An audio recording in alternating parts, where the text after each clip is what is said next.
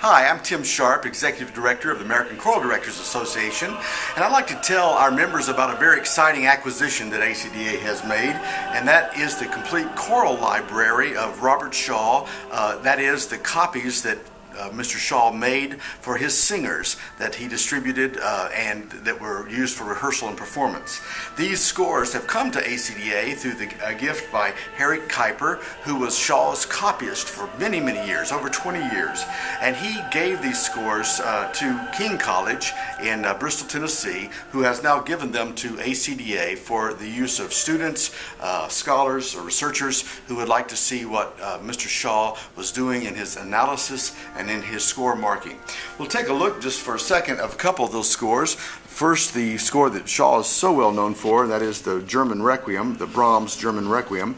This is the material that shows how the score was to be laid out and printed. And then as we look at the score itself, we see the very meticulous editing that Mr. Shaw did as he gave it to Harry Kuiper, who wrote it into the scores. Then those were copied and copies were distributed to the singers.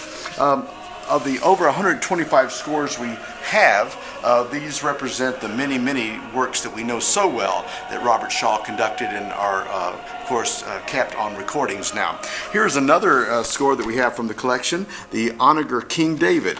And as we look through that, we see once again the very meticulous score markings that were dictated by Mr. Shaw to Harry Kuiper and then placed into the score itself and were taken to a duplicator for distribution. And then finally, of I think great interest, another score here I'll show you is the actual publication that was made for the Elijah, the Robert Shaw edition, and you'll see in this full oratorio the exact markings, and this is the copy-ready score that actually went to the printer that became the edition that we know as the Shaw Elijah edition of his work.